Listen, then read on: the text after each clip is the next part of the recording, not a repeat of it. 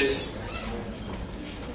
Bien, el tema que vamos a tratar hoy está enfocado principalmente a una de las funciones que tiene el Tribunal de Contrataciones del Estado, ¿no? Principalmente el Tribunal de Contrataciones resuelve recursos de apelación. Con la modificatoria de la Ley de Contrataciones y su reglamento, estas apelaciones deberán versar, ¿no?, o estarán relacionadas sobre procesos de selección cuyo tipo debe ser licitación pública, concurso público y adjudicación directa pública. Ustedes están llevando este diplomado, ¿no?, que creo que ha iniciado en agosto, si no me equivoco, sí, ¿no? Y justo ustedes han tenido una época de transición, porque a partir del 20 de septiembre hubo bastantes modificaciones. Entonces, el Tribunal de Contrataciones actualmente ya no va a haber recurso de apelación en función a la cuantía, ¿no? Antes el límite les indicaron ustedes que era 600 UITs, ¿no? Y ya no es así. Ahora lo que va a haber el Tribunal de Contrataciones será recurso de apelación cuyo tipo de procesos sean relacionados a licitación pública, concurso público y adjudicaciones directas públicas. Y los restantes, es decir, adjudicación directa selectiva y menores cuantías, serán revisadas y resueltas en última instancia por la entidad. Muy bien. Ahora, el recurso de apelación es el recurso más conocido y más empleado. No obstante ello, el Tribunal de Contrataciones tiene una potestad sancionadora. Y eso es lo que vamos a tratar hoy día, la potestad sancionadora que tiene el tribunal. Vamos a ver los supuestos de aplicación o las causales de sanción, el procedimiento, ¿no?, y también aquellos actores sobre los cuales recaen estas sanciones.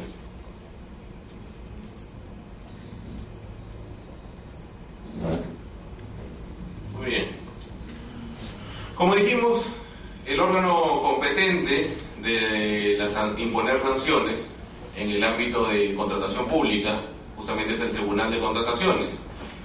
Como bien se señala en la diapositiva, tiene la potestad de imponer sanción administrativa de inhabilitación temporal o definitiva, sanción económica, suspensión temporal o inhabilitación permanente. Vamos a ver de qué trata ello. Primero, ¿a quiénes se les puede imponer sanciones? Expresamente, en la normativa de contratación pública se establece que se impondrá sanciones a proveedores, participantes, postores, contratistas, expertos independientes y árbitros. Para entender ello, es necesario acudir al anexo de definiciones, sobre todo por los 4 primeros términos, ¿no? 4 primeros términos establecidos en esa diapositiva. ¿Y por qué? Porque nosotros necesitamos saber en qué periodo de tiempo van a tener esas denominaciones. En qué momento se va a denominar proveedor, en qué momento uno es participante, postor y contratista. Porque dependerá de ello, justamente, también la aplicación y la gradualidad de sanciones que vamos a ver más adelante. Empezamos con primero, proveedores, ¿no? Y tiene una definición bien sencilla el reglamento. Proveedor, la persona natural o jurídica que vende o arrienda bienes, presta servicios generales o de consultoría o ejecuta obras. Ese proveedor puede ser desde una empresa grande, distribuidor de vehículos o maquinaria pesada, hasta el farmacéutico de la esquina, ¿no? El que me vende pollo a la brasa en la esquina también es proveedor, tal y como está la definición de contratación en la ley, en el reglamento de contrataciones. Entonces, el proveedor es cualquier persona natural o jurídica que me puede brindar bienes, prestar un servicio o ejecutar una obra. Así de simple. Muy bien. Ahora, siguiendo las definiciones establecidas en la normativa de contratación pública, ¿quién es un participante? ¿No? Un participante es aquel proveedor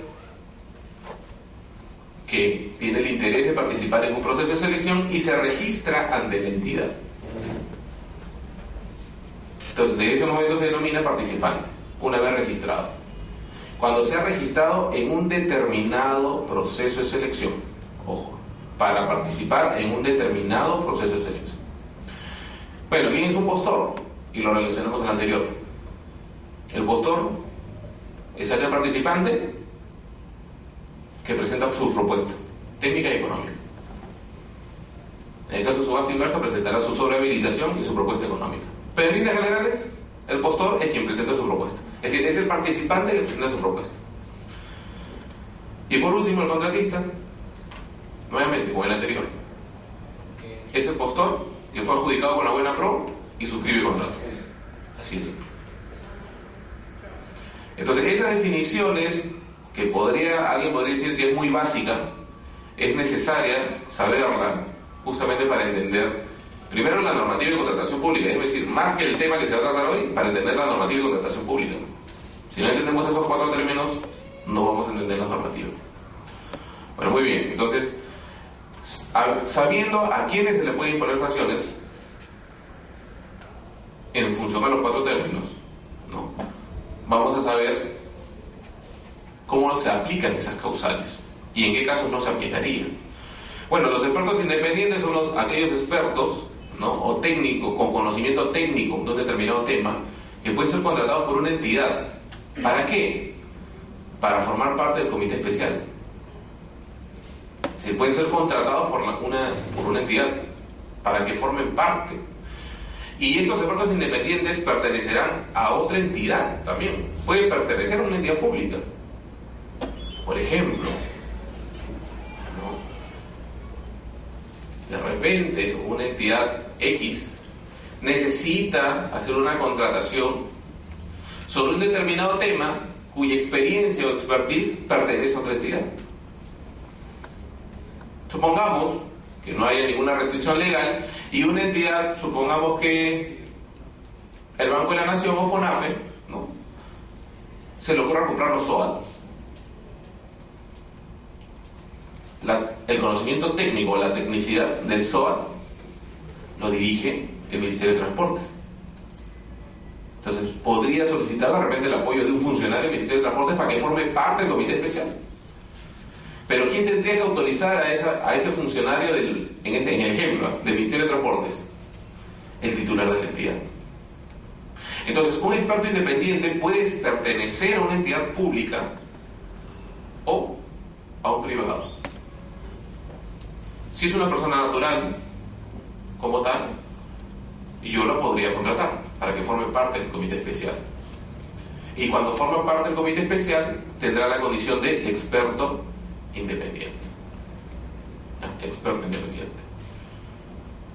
Bueno, y los árbitros son aquellos profesionales, ¿no?, que van a dirigir y quienes finalmente van a resolver las materias o controversias que sean puestas en su conocimiento, ¿no? Habiendo definido ello, pasaremos ahora a tratar cuáles son los principios rectores en el caso de las sanciones. Para imponer las sanciones, como información base, el Tribunal de Contrataciones del Estado debe tener en cuenta estos principios. Todos ellos son básicos. Primero, legalidad. ¿A qué está referido ello? Que la imposición de una sanción, el procedimiento, la facultad, por ejemplo, para imponer la sanción, los plazos, todo debe encontrarse regulado, como está en la normativa de contratación pública. Y todo ello, y todo ese conjunto, ¿no?, establecido en esta norma, debe ser cumplida por la autoridad competente. Por ejemplo, podemos encontrar la obligación de las entidades de informar sobre las causales de sanción. Está regulado acá. Hay una disposición, hay una obligación. Es decir, los funcionarios públicos el actuar de los funcionarios públicos se enmarca en el principio de legalidad, es decir, cumpliendo la normativa específica establecida sobre la materia. Otro principio, ¿no?, es el de tipicidad. Las causales deben estar consignadas de manera expresa en la normativa de contratación pública. Así como en el ámbito penal, ¿no?, debe estar establecido el delito de manera expresa, porque si no, no lo pueden meter a la cárcel. Es exactamente igual. La causal de sanción debe estar establecida de manera expresa. Y están las causales. Están las causales en el artículo 51 de la ley. Es decir, se tiene que configurar la causal para que yo imponga la sanción. Es decir, tiene que adecuarse al tipo establecido, a la causal establecida. ¿Qué más? El debido procedimiento. Claro. Se tiene que cumplir todo el procedimiento establecido en la normativa de contratación pública, ¿no? Sobre todo el procedimiento que se lleva a cabo, ¿no?, desde que el Tribunal de Contrataciones toma conocimiento. Otorgarle el plazo para que efectúe sus descargos, por ejemplo, ¿no? No podemos acortar esos plazos. No podemos quitarle su derecho de defensa, podríamos decir. Y retroactividad, el otro principio, el número 4. Implica ello que las causales establecidas como sanción tienen que ser aplicadas, ¿no?, desde la emisión de la norma, la publicación de la normativa o la precisión que se dé de la norma desde que establezca una vigencia o aplicabilidad. Yo no puedo aplicar de manera retroactiva por hechos que sucedieron antes de esta norma, antes de la publicación o emisión de esa norma. La presunción de licitud, importante también. Estos principios rectores no se encuentran en la normativa de contratación pública, por si acaso. Esos principios rectores están en la ley 27444, ley de procedimiento administrativo general. Sigo, el punto 5, ¿no? Presunción de licitud. ¿Qué entendemos por presunción de licitud? ¿O qué entienden ustedes? Muy bien. Toda actuación o acto administrativo, ¿no?, se presume que se enmarca dentro de la normativa y que es lícito. Se presume. Hasta que se pueda probar, ¿no?, lo contrario. Y punto 5, el non bis in idem. ¿Qué implica el non bis in idem? Así es. No se puede sancionar a una misma persona por un mismo hecho. Por un mismo hecho. 2 veces no puede ser sancionado por el mismo hecho. Y eso es importante encontrar acá en la normativa de ello, ¿no? Dígame.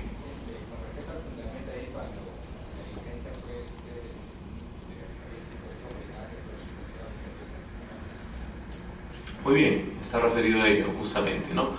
Porque la aplicabilidad, justamente hay un ámbito, ¿no? Estamos hablando del ámbito, en este caso, administrativo, pero también hay un ámbito penal, ¿no es cierto? Lo que pasa es que el tipo de la aplicación de sanciones está referida justamente a las sanciones que pueden haber en el ámbito administrativo y el ámbito penal, ¿no? Principalmente. Civil no encaja o no está enmarcado ahí. ¿Ya? Muy bien, entonces estos son los principios rectores. Como le dije, no lo van a encontrar en la ley de contrataciones, sino en la ley de procedimiento administrativo general.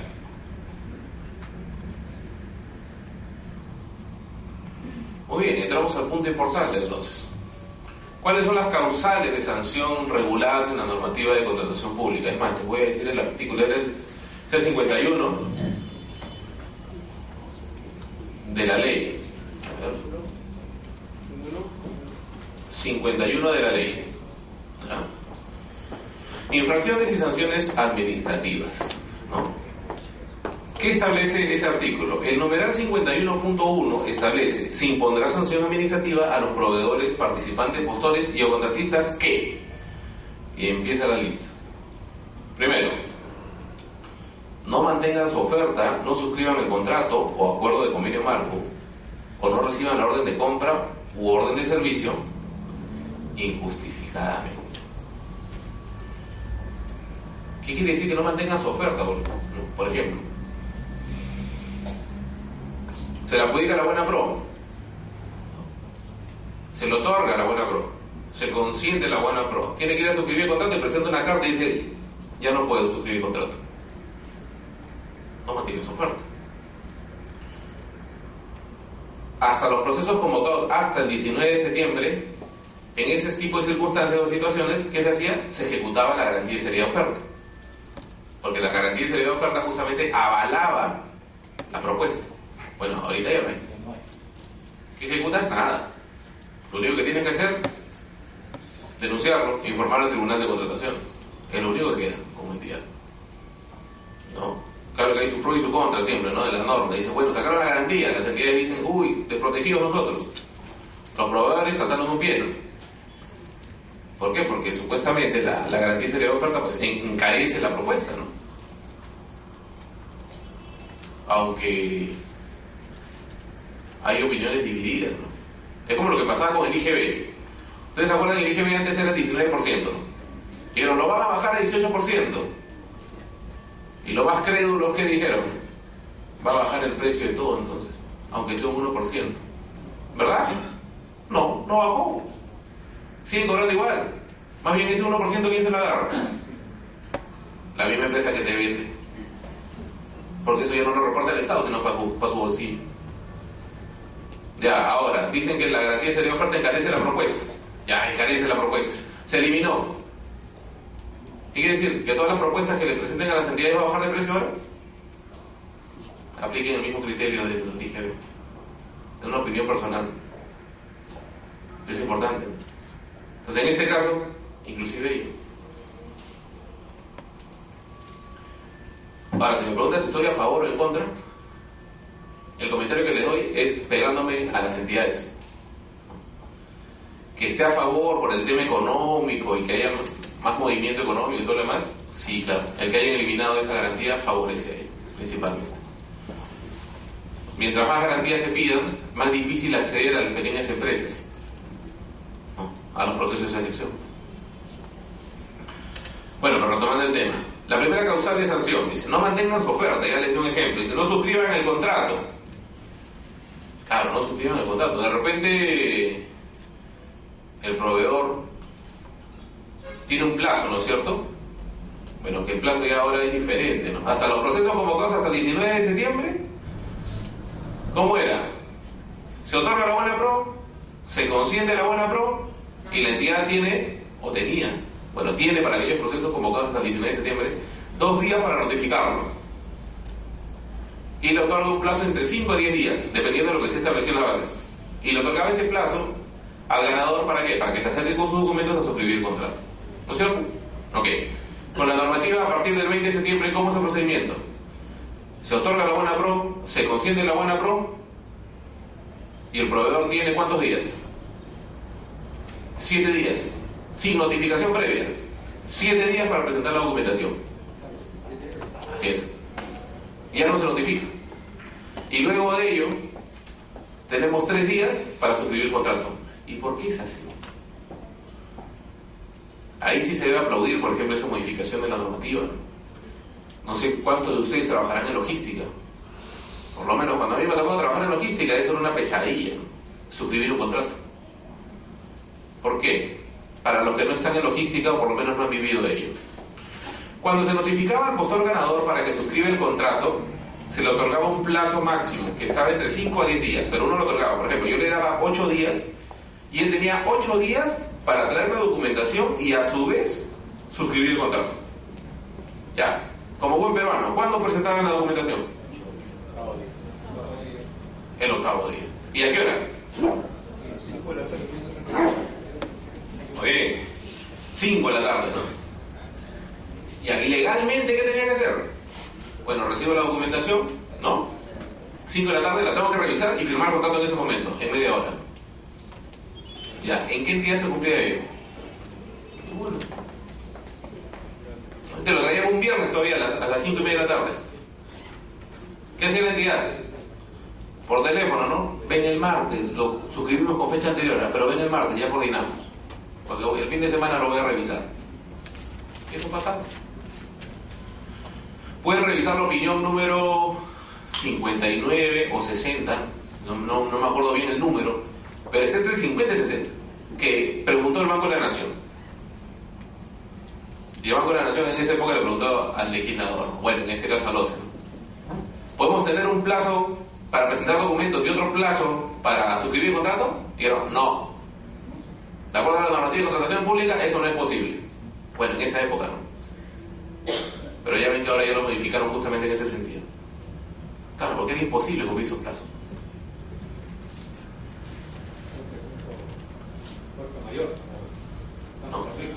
No. En esa época había que cumplir el plazo. Y ahora también. 7 días, ¿ok? Ya nadie lo notifica al proveedor. El proveedor tiene que estar mirando y se hace. Se consiente, de ahí tiene que contar 7 días. Así de simple. Y presentar su documentación. Luego de presentar la documentación, la entidad tiene 3 días para decirle, ven, suscribe el contrato. Se acabó. Así de simple. Más fácil, más rápido y más ordenado para la logística. Bueno, ¿y por qué les comento eso? Porque justamente dependerá del proceso de selección en estos momentos para ver esa causal. Si es que yo no suscribo el contrato. Por ejemplo, si no suscribo el contrato, ¿qué es lo que verificaba el Tribunal de Contrataciones? Si es que estaba bien citado por la entidad, por ejemplo. La normativa establecía que después de consentir la buena pro, tenía que citarlo en 2 días. Y si lo citaba al 5.º día, ¿se le podía decir que el proveedor no firmó el contrato? No, pues lo notificaron mal. Entonces, esos supuestos evalúa el Tribunal de Contrataciones. Si las fases previas, y me voy adelantando a lo que tendremos que ver más adelante, si las fases previas han sido cumplidas por los funcionarios públicos, es importante. Ustedes, los que trabajen, ¿no?, en logística, de repente hay un gerente de OGA acá con nosotros, un asesor de OGA en estos momentos aquí, sea asesor legal, asesor con conocimiento técnico, puede ser contador, administrador, economista, deben tener en cuenta lo que estoy hablando en estos momentos, ¿no? Justamente, es decir, ¿en qué momento informar? ¿Ante qué supuestos hay que informar al Tribunal de Contrataciones? Aquí dice no suscriban el contrato, no dice si es justificado o injustificado, no suscribe el contrato. Algunas entidades dicen no, pero tiene la razón, eso no tiene que valorarlo la entidad, lo tiene que valorar el Tribunal de Contrataciones. Por ejemplo, o acuerdo de convenio marco. ¿El convenio marco quién lo lleva a cabo? ¿Han llevado esa clase o todavía? Todavía, ya. ¿El convenio marco quién lo hace? El OCE. Entonces, el convenio marco, ¿no?, suscribe el contrato o acuerdo de convenio marco. ¿Lo van a ver alguno de ustedes como entidad? No, nunca. ¿Está en la normativa? Sí. Para conocimiento de ustedes, bueno, ¿quién tendría que denunciar ello? El OCE. Si el OCE es quien lleva el convenio marco. Y él es quien hace firmarle los acuerdos de convenio marco a los proveedores. Entonces ustedes no tienen nada que ver ahí. Para conocimiento. O lo siguiente, o no reciben la orden de compra u orden de servicio injustificadamente. ¿No? Claro, pero ¿quién va a determinar si es justificado o injustificado? El Tribunal de Contrataciones. No hay otro. No hay otro. Entonces, la primera causal está referida, ¿no?, principalmente al inicio de la tercera fase de la contratación pública. Ustedes saben que la contratación pública se divide en 3 fases: actos preparatorios de programación, proceso de selección y ejecución contractual. Entonces, la primera causal está referida al inicio de la tercera fase de la ejecución contractual. No suscripción de contrato, no recibir orden de servicio u orden de compra, no negarse a recibirla de repente. Segundo supuesto, den lugar a la resolución del contrato. ¿Qué da lugar a la resolución del contrato?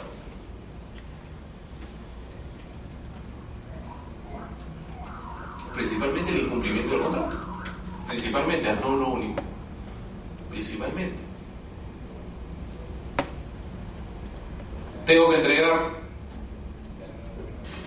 ¿no?, un determinado bien, entrego la mitad, bienes de repente, ¿no?, y entrego la mitad, ya estoy incumpliendo el contrato. Tengo que brindar el servicio de limpieza y mantenimiento y mi personal no fue ese día a trabajar. Claro que el proveedor me puede decir, no, me hicieron huelga, lo que sea. Eso ya no le compete a la entidad. Esa es función o es responsabilidad, en todo caso, responsabilidad del contratista. Del contratista.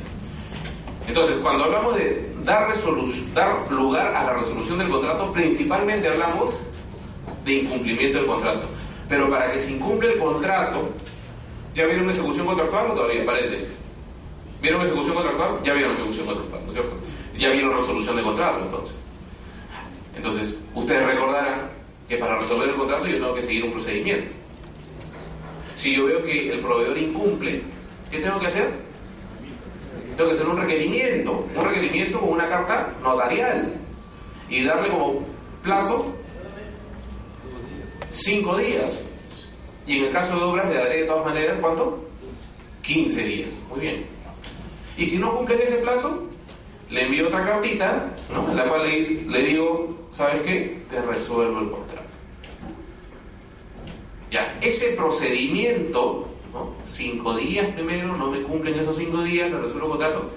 Ese procedimiento hay que cumplirlo tal y como está en la normativa de contratación pública. Porque si llega el Tribunal de Contrataciones y yo no he cumplido con ese procedimiento o esos plazos, no lo sancionan. Y lo que es peor, el tribunal emite una resolución diciendo que no se puede sancionar porque la entidad no siguió el procedimiento. Es el primer artículo de la resolución. Y el segundo artículo, remítase todo a la Contraloría General de la República para el deslinde de responsabilidades. Entonces, nuevamente, ¿quién tendría que ver ello? Logística. Incumplimiento de contrato, logística. Seguimiento contractual, logística. Entonces, otra causal que está relacionada principalmente a las funciones de logística. Entonces, los que trabajen en logística, que estén en este auditorio, en este salón, y vean ejecución contractual, tengan en cuenta estas dos primeras causales. Ahora, ¿qué otro motivo puede dar resolución de contrato? Que no sea incumplimiento del contrato con ese procedimiento que les indiqué. La aplicación de la penalidad por mora, por ejemplo. Ustedes saben, si hay un retraso, se le aplica una penalidad, ¿no es cierto? Se le aplica una penalidad para descontarle el pago. Pero esa penalidad tiene un límite máximo. Se le puede ir descontando por cada vez que se atrase y se va juntando y se va juntando y se va juntando hasta llegar al 10% del contrato. Llego al 10% del contrato, la entidad tiene la facultad, ojo, la facultad, no la obligación, pero la facultad de en ese momento mandarle una carta notarial y decirle, ¿sabes qué? Te resuelvo el contrato. Otro supuesto de resolver el contrato, pero que no está relacionado con el procedimiento para este incumplimiento. Entonces, por eso es que se establece de manera genérica en el numeral 2, den lugar a la resolución del contrato. Pero importante lo que sigue después, coma, orden de compra u orden de servicio. ¿En qué casos? Muy bien, menores cuantías. Ahora, hay otro punto, ¿no?, que debe ser tomado en cuenta. La normativa de contratación pública me establece, en el caso de menores cuantías, no se emite un documento contractual, ¿no?, o un contrato, lo denomina, sino una orden de servicio u orden de compra. ¿Por qué? Porque la orden de compra u orden de servicio reemplaza al otro. No hay contrato, pero hay una orden. Que legalmente y todos los jurídicos del tema dirán, no, pero si es un contrato, que la teoría y todo lo demás, bueno, ya, denominémoslo uno contrato y el otro orden de servicio, para que sea más fácil. Ya. Entonces no hay contrato, hay una orden de servicio. Y el que trabaja en logística va a decir, sí, pero en mi entidad yo tengo un contrato por 300.000 soles. Ya suscribí mi contrato, pero también emite orden de servicio mi entidad. ¿Qué vale ahí? A eso no, aquí el legislador no ha puesto nada de eso acá. ¿Qué pasa si yo firmo un contrato, pero emito órdenes también?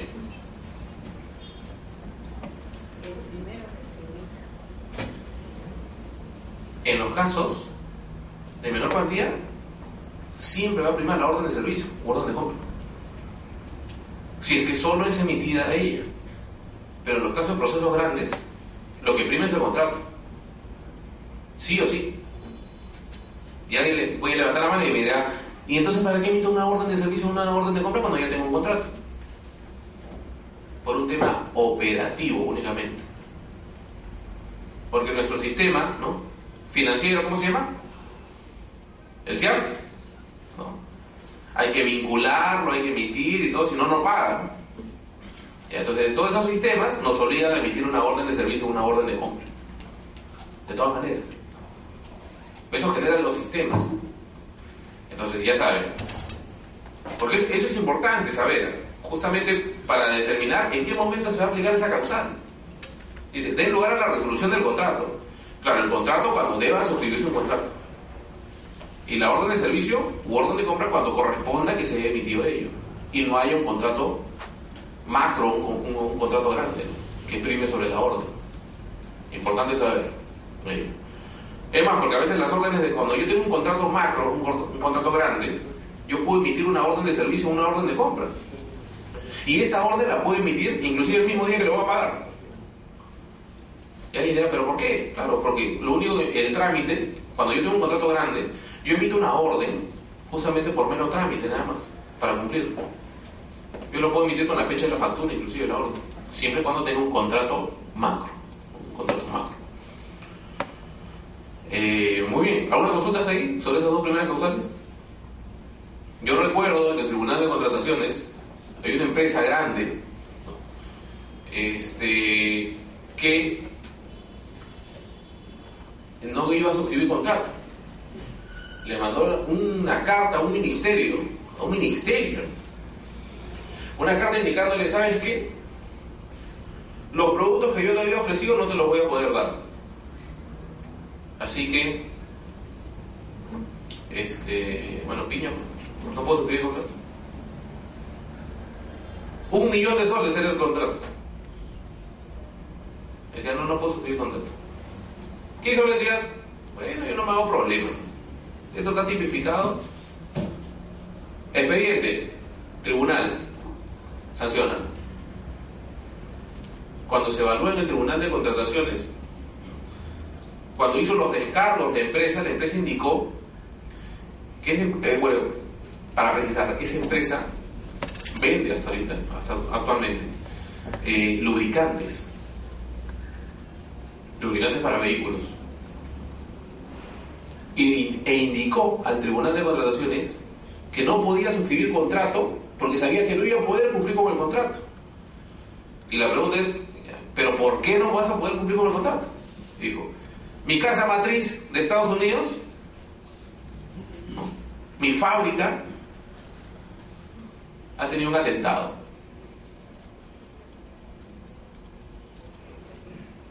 Supuesto cortocircuito y se quemó media fábrica.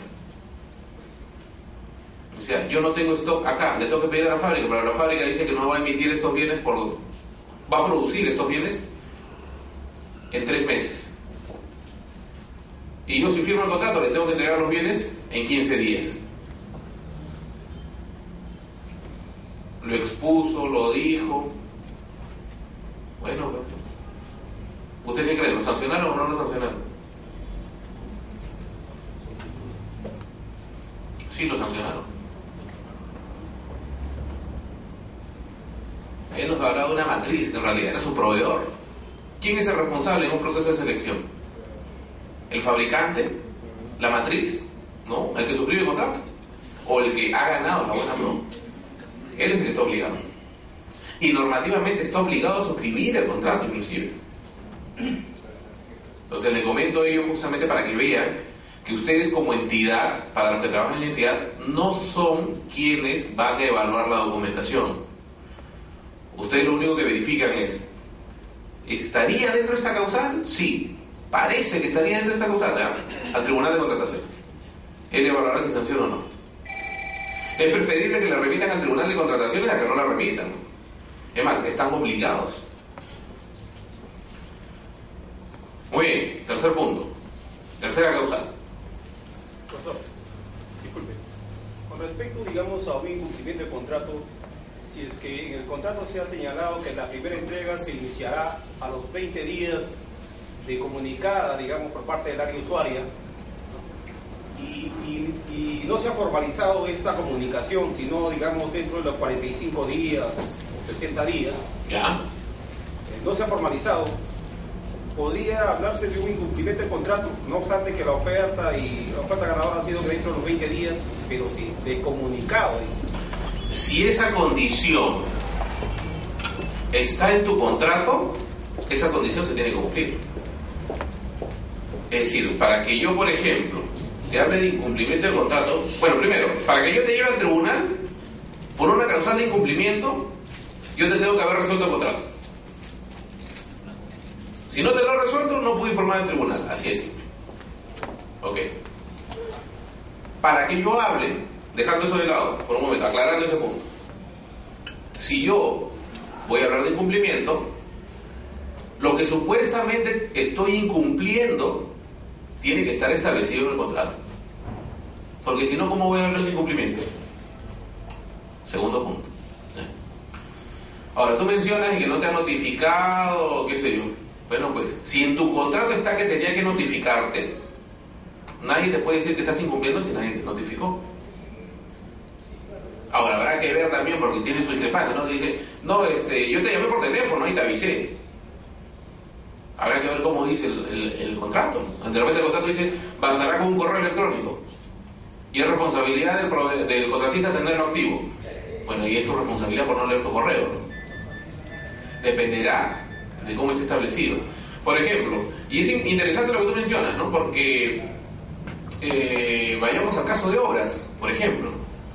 Yo suscribo un contrato y ni bien suscribo un contrato, ¿corre el plazo para que se ejecute la obra? No. ¿Qué tengo que hacer? Entre otras cosas, entregarle el terreno. Y si no le entrego el terreno, yo no puedo decir, no has terminado de construir, no has empezado a construir. Claro, si no le he dicho dónde va a construir, no le he dado el espacio para que construya. Entonces, hay condiciones previas, en algunos casos, que si están en el contrato, tienen que cumplirse. Si no, no podemos hablar de incumplimiento. En tu caso, si está en el contrato, en buena hora. Ahora, ¿por qué les mencionaba de los teóricos y todo lo demás, el tema jurídico, el tema del contrato? Que me parece que voy a tener que hacer una precisión ahí, justamente para ahondar un poquito más en el tema que tú expones. Y quiero que presten bastante atención en esto. En el ámbito jurídico, ¿no?, se establece, voy a hacer lo más sencillo posible para poder explicar esto. El contrato no es el papel.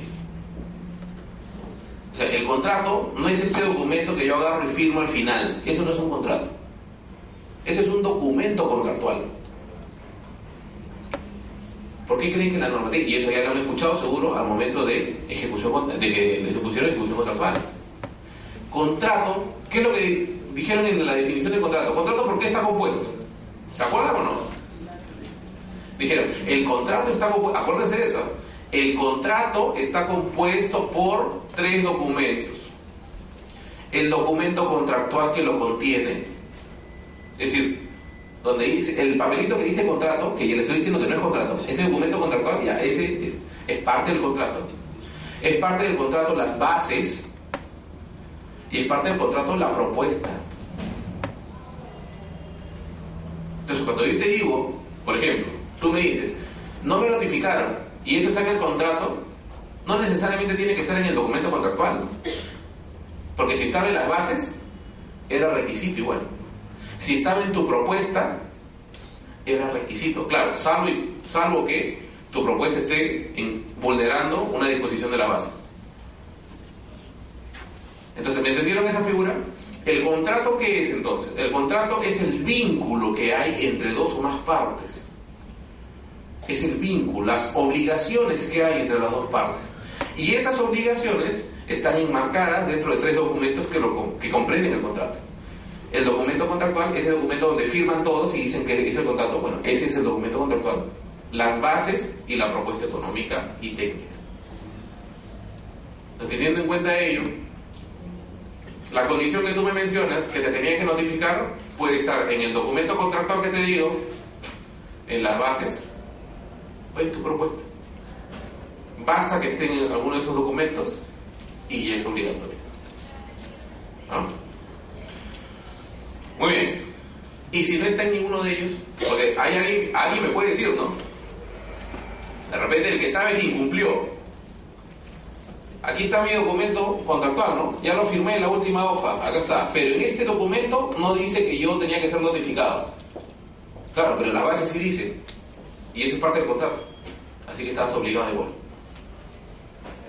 Entonces, en otras palabras, si hay un proveedor o un contratista en esta sala, no se confíe del documento contractual únicamente, sino también tiene que revisar las bases y la propuesta. Dígame.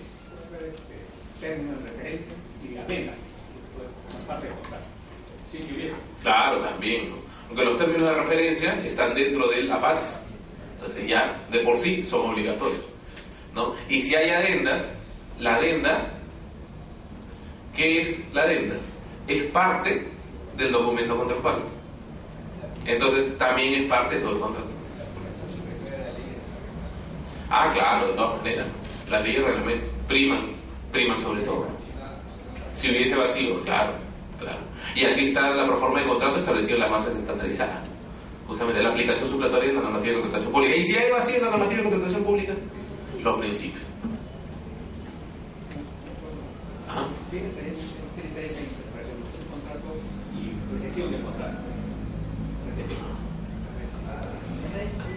Rescisión. Muy buena pregunta. La normativa de contratación pública regula todo lo concerniente a resolución de contrato. Es decir, en el caso de la normativa de contrataciones, ¿no?, establece procedimientos para yo poder resolver un contrato, darle fin a ese contrato. La rescisión, que no está en la normativa de contratación pública, ¿no?, implica, ¿no?, que la entidad, por decisión, ¿no?, por determinadas causales, pero no aplican la normativa de contratación pública, por ejemplo, o una parte, no hablemos de entidad, una parte decida ponerle fin a ello, pero por determinadas causales que pueden estar inclusive tipificadas en ese documento contractual. No obstante ello, la resolución de contrato en la normativa de contratación pública obedece a ciertas causales y que están establecidas en el artículo 100, se lo digo un momento, 156 si no me equivoco, del reglamento, está en el reglamento. Entonces, esas causales están establecidas de manera expresa. Entonces, la normativa de contratación pública, cuando me habla de resolución, y es la única forma, ¿no?, en este caso para poder culminar de manera anticipada ese contrato, es con esas causales. Entonces, no hablemos de rescisión en ninguna parte de la normativa. Muy bien, entonces... Doctor, Sí. una pregunta. La entidad adquiere equipos y en las bases no se estableció que para que estos equipos funcionen deben de haber un ambiente apropiado, una cantidad de carga eléctrica para que pueda funcionar el equipo, etcétera, etcétera. Ajá. Al momento que ya se provee del equipo, se quiere instalar, oh sorpresa, falta mayor carga y todo. Usted sabe que para pedir mayor carga hay No, eso es un trámite que hay que hacer en el norte, luz del sur. Sí. Entonces, ahí, por ejemplo, se necesita pozo a tierra y todo lo demás. Esos gastos no puede imputar la entidad al proveedor, ¿no? ¿Verdad? No podría si es que no lo consignó en las bases, ¿no? Porque yo, por ejemplo, si por ahí una palabrita, o sea, en algún extremo de las bases han puesto que es llave en mano, tú tienes que haber coordinado todo eso. Si te han puesto eso. Porque llave en mano, ¿qué implica? Es la figura, por ejemplo, que yo coja, aquí tengo mi llave. Te lo doy en la mano y te diga, listo para usarlo. Si es que en alguna parte de las bases te pusieron llave en mano, ya tienes que hacerlo. O por lo menos, si no lo hacías, tenías que haberlo coordinado. Si creías que había algo que podría ser la entidad. Porque, por ejemplo, tú me dices el pozo a tierra, bueno, eso tú lo podrías hacer, si es que estuviese en la base. Pero, por ejemplo, la coordinación de la tensión que tiene la electricidad, el aumento de la energía, el que te cambien de domiciliaria a comercial, si no me equivoco, ¿no? Que es en cualquiera de estas compañías eléctricas, tú tienes que presentar, primero tienes que acreditar que tú eres el propietario, o el propietario te tiene que dar la carta de autorización, y esas coordinaciones deben estar hechas, por lo menos. Entonces, lo que hay que verificar ahí en las bases es que dice llave en mano. Si no dice llave en mano, tú no estás obligado a ello. Porque, por ejemplo, yo como entidad, yo puedo pedir comprar MTC, el Ministerio de Transportes. Yo quiero comprar un tractor, un cargador frontal, ¿no? Con la pala delante. Yo puedo pedir, ¿no?, que los proveedores me vendan ese cargador frontal, a secas, ¿ah? Compro un cargador frontal. ¿Sí?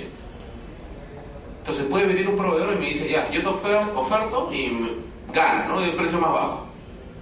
Y al final viene, me trae una caja inmensa y me dice, ya que está. Yo le digo, pero, ¿y cómo funciona? Bueno, ahí está el manual, bueno, ármalo. Tú me pediste, te lo traje. No me dices que te lo entregue listo para usarlo. Yo te lo traje. Entonces, habría que ver qué precisiones están en las bases para abogar a favor de la entidad y abogar a favor del proveedor. Entonces, si es como, reitero, si en tu caso dice llave en mano en alguna parte, ya si tú eres el proveedor, tú tuviste que hacerlo. Y si eres entidad, tienes que exigirlo al proveedor. Pero si no existe esa condición y te dice simplemente instalación de equipos de repente, o colocación de equipos, bueno, por ahí, y por ahí hay algunos abogados, ¿no?, que intentarán también sustentar y decir, no, pero se supone. No. Acá no existe se supone o no se supone. Aquí yo tengo las reglas claras en mis bases. Aquí no hay suposiciones.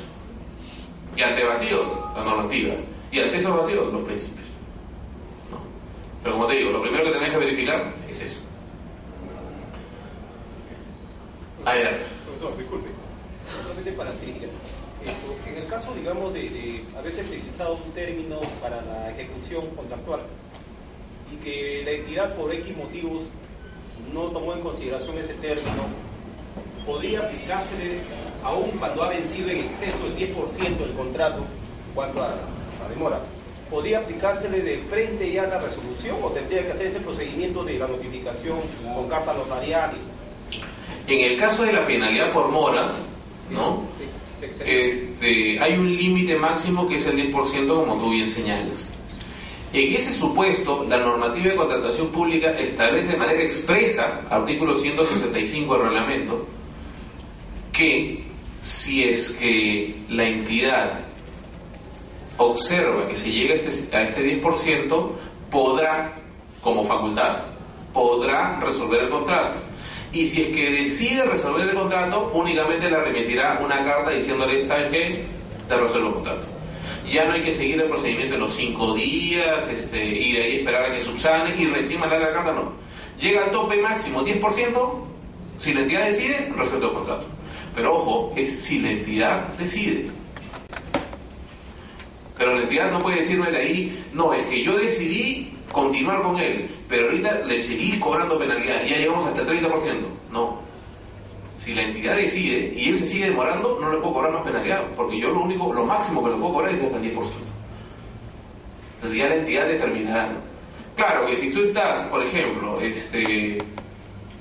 servicio de mensajería, ¿no?, ya llega hasta el 10%, porque en la mensajería normalmente pues se demoran a veces, se choca el notificador, nunca llegó, incumplieron los plazos, qué sé yo, ya. Y llegas al 10% y falta una semana para que acabe el contrato. No le vas a resolver el contrato, pues, ¿no? No le vas a... Y bueno, yo recomendaría que no resuelvas el contrato. Como entidad y legalmente podría hacerlo, podría hacerlo. Habría que evaluar en qué supuesto, ¿no? La entidad, por eso es que se establece podrá. La entidad va a determinar en qué supuesto, en qué momento procederá a una resolución, en ese supuesto. ¿No? En ese supuesto. ¿Alguna consulta adicional?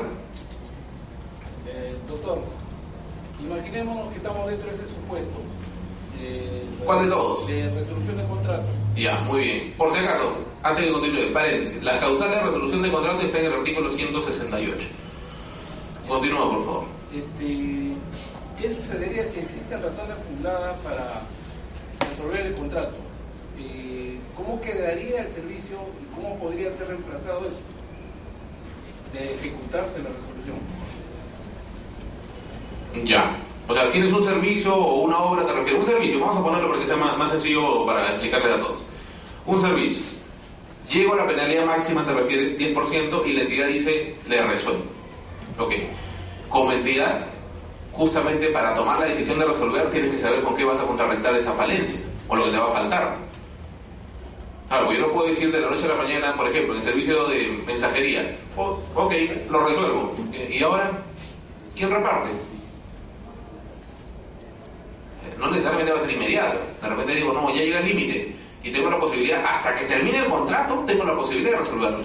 Entonces espero, de repente hago mis actos preparatorios, mis actos previos, convoco mi otro proceso y cuando ya lo adjudiqué, inmediatamente le digo, ¿sabes qué? Tú ya habías llegado hace tiempo al 10%, resuelto el contrato y que empiece el otro de una vez. Podría ser eso.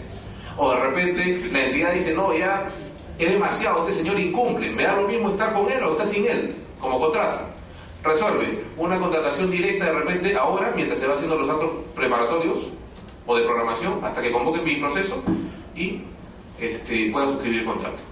Entonces ya es un tema de gestión, ya cada entidad determinará cómo lo hace, ¿no? Entonces, o de repente un profesional, ¿no? De repente ha contratado a un consultor y está que incumple, la resuelve el contrato. ¿Y cómo termino ese informe? Bueno, lo poco que habrá podido avanzar, de repente se lo doy a otro experto que tengo en la entidad, en otra área, y que me termine, por favor, esos informes, o que me termine ese estudio, no lo sé. Entonces dependerá de cada entidad qué decisión adopta. Pero en estos casos del límite del 10%, ¿no?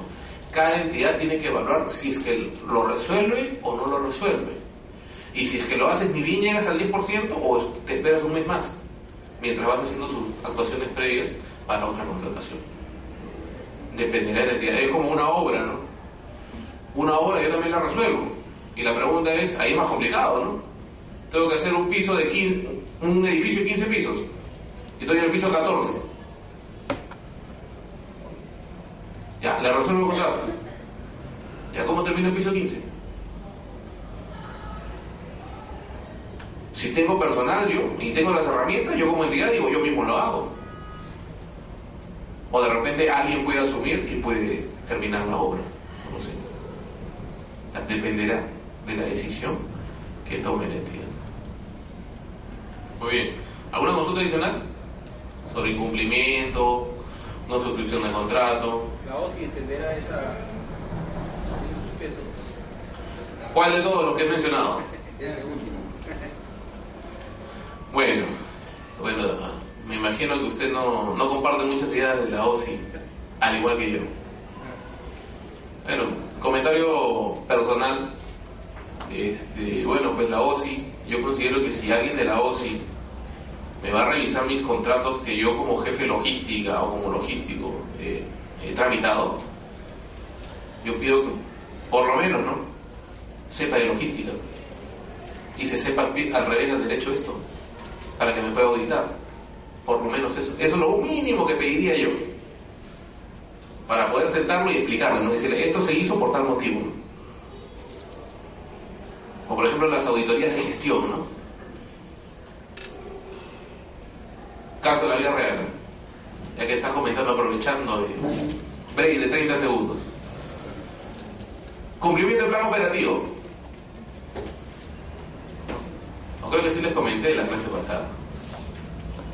En todo caso lo comento nuevamente. Cumplimiento del plan operativo, es decir, auditoría para el cumplimiento del plan operativo. Plan operativo del año 2000X, ya. Decía que 50 sedes de tu institución iban a tener internet. el contrato se suscribió en el año X, supongamos ya, año 2007. 50 sedes de la institución debían tener internet. Por X motivo, bueno, se suscribe, se declara desierto, se convoca, se declara desierto, nuevamente se convoca, bueno, se suscribe el contrato. ¿Cuándo? El 27 de diciembre. ¿Ya que ustedes creen que en 3 días iban a colocar el internet a 50 ciudades? No. Ya. ¿Terminaron de hacerlo cuándo? Fines de enero del siguiente año. Y la empresa, en este caso, la empresa que colocó el internet, dijo, ¿sabes qué? No puedo instalar en 3 lugares que tú me habías pedido. Pero te lo cambio, en lugar te doy otros 3 y adicional 3 más gratis. Salió ganando la entidad. Ya, la auditoría que dice. En el 2007 debiste haber instalado los 50. Pero se instaló un mes después, ¿no? El siguiente año. Y todavía con 3 gratis. No. Plan operativo dice 50. Y en el 2007.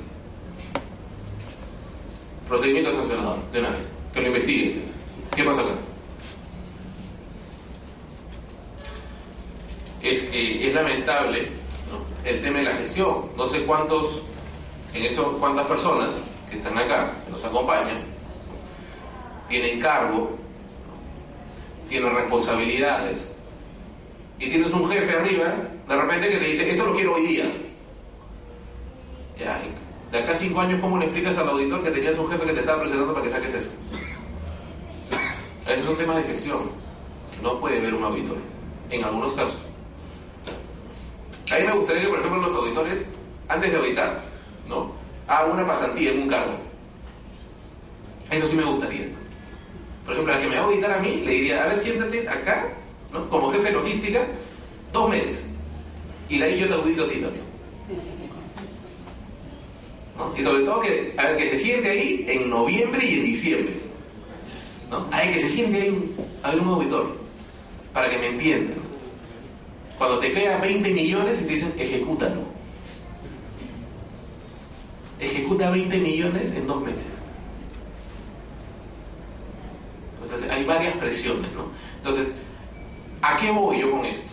No porque no diga que hay buenos auditores, yo conozco muy buenos auditores, pero lo que sí me gustaría es que entiendan, y yo me imagino que muchos de ustedes entiendan la gestión, las decisiones que uno tiene que tomar a veces. Ojo, yo no estoy justificando el incumplir la norma, eso jamás, incumplir la norma jamás, pero hay algunos vacíos que dejan carácter discrecional para que el funcionario pueda tomar ciertas decisiones, como el ejemplo que estamos poniendo, ¿no? Límite 10% y de ahí la entidad decidirá, pero obviamente para tomar esa decisión debe tener sustento, ¿no? No puede decir, por ejemplo, no porque, bueno, como llegó al límite de frente, lo resolví. Sí, pero evaluaste el pro y el contra. Evaluaste si te quedabas desabastecido. Ya, eso, por ejemplo, sí tendría que evaluarse. Usted quería hacer una consulta. Sí. De hecho, se ha mencionado de que como hay presión para las entidades públicas para que ejecuten, ¿no?, puestos, gastos, resulta que prácticamente en estos meses muchas de ellas anuncian que van a hacer ahora esas compras, ¿no? Y estamos en ese escenario, ¿no? Actualmente sí. Entonces, ¿qué va a ocurrir después cuando se sucedan estas situaciones, ¿no?, que estamos hipotéticamente planteando? Un consultor de BI que parece que hizo un curso de capacitación para logísticos de entidades públicas, ¿no?, lo escuché en la radio, y él decía que su propuesta era flexibilizar los sistemas de control, ¿no?, hacerlos en una metodología que busque que se prime la eficiencia, es decir, los resultados, ¿no? No sé qué opina usted con respecto a esta propuesta, esta orientación, en torno a esta... Yo sí estoy a favor de flexibilizar la norma. Yo sí estoy a favor. Esa es una opinión personal, no estoy hablando como posición de OSA, pero sí estoy de acuerdo con ello. ¿Por qué? Porque lo que pasa es que gran parte de la normativa de contratación pública está creada dudando de los funcionarios. Gran parte de la normativa. Y por ejemplo, el margen para que yo pueda contratar a dedo, llamémoslo así, antiguamente era hasta una UIT. Ahora, ¿hasta cuánto es? Hasta 3 UITs. ¿Quién trabaja en logística? Levante la mano. ¿Nadie? Ya tienen miedo, no soy auditor. Muy bien. ¿Para usted es suficiente las 3 UITs? En algunos casos sí y en otros no. Para mí es igual. Cuando es el último cargo de jefe de logística hasta febrero de este año, para mí esas 3 UITs en algunos casos eran insuficientes.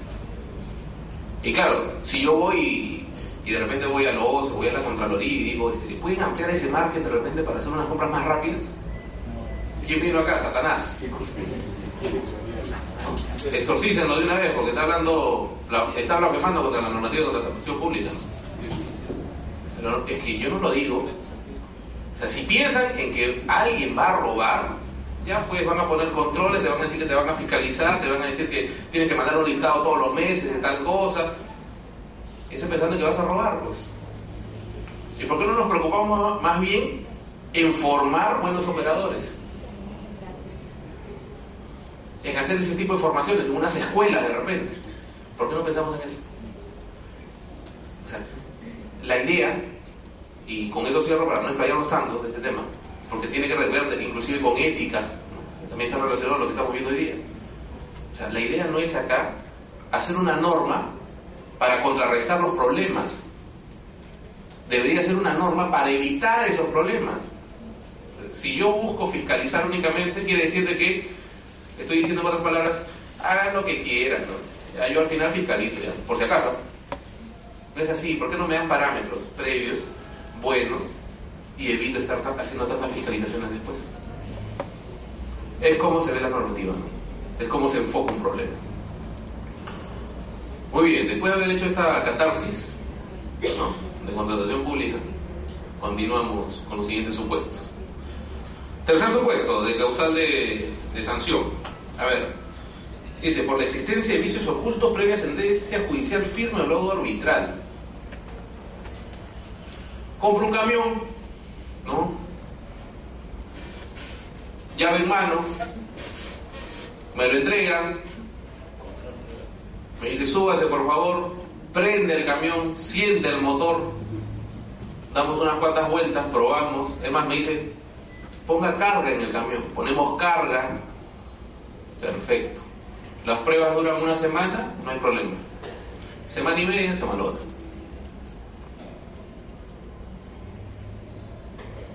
Entonces, antiguamente, cuando no había un periodo de responsabilidad, ¿qué hacíamos?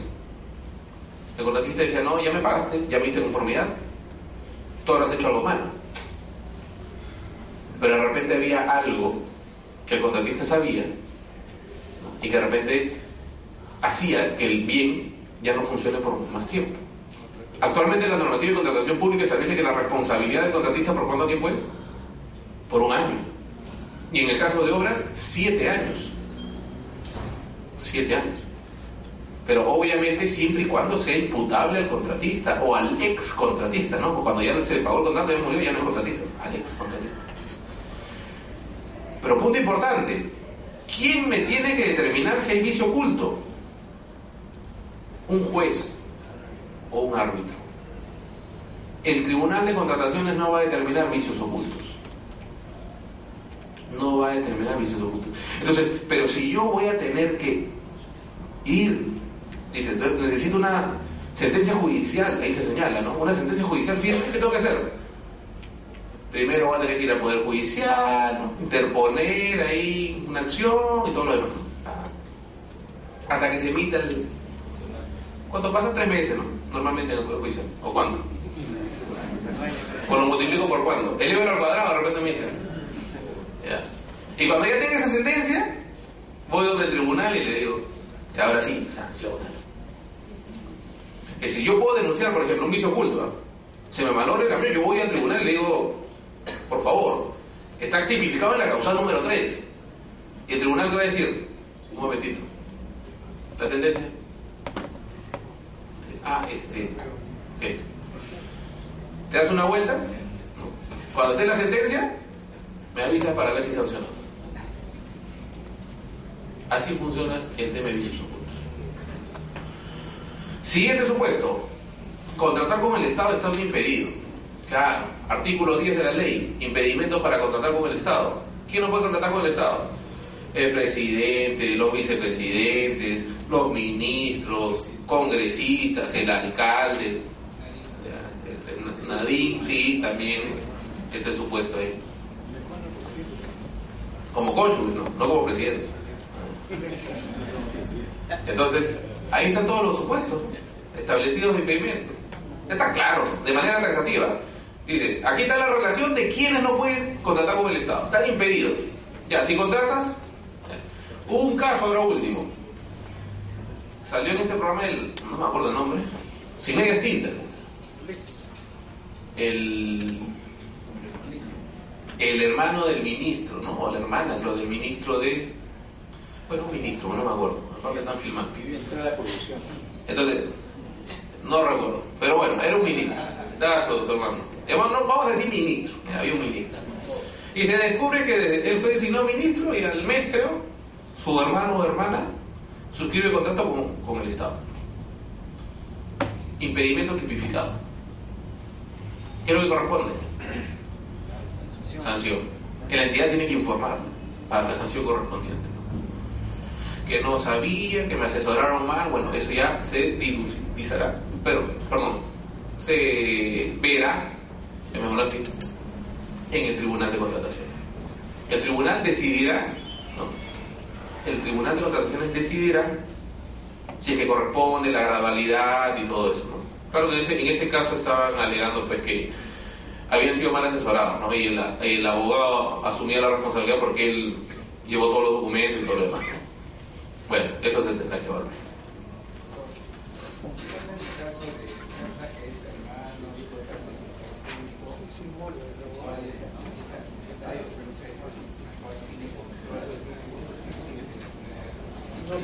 Bueno, los límites que se ven ahí son del 5%, ¿no?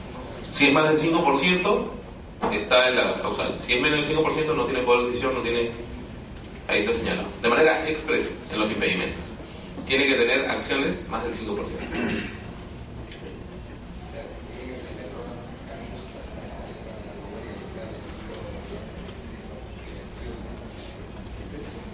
Claro, y tiene que acreditar cuando ha hecho ese movimiento y todo lo demás. Claro, y tiene que estar en registro cuando ha hecho todo eso. ¿Perdón? No.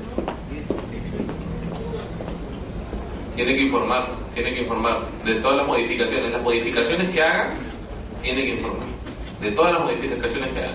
Si bien se puede formalizar inicialmente con ello, todas esas modificaciones tienen que ser informadas. Muy bien,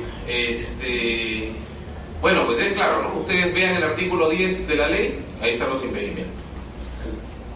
Si contrata estando impedido, sanción. 5. Participar en un proceso, suscriban acuerdo de convenio marco o contrato sin contar con inscripción vigente en el RNP. Si suscriban un contrato y no está inscrito en el Registro Nacional de Proveedores.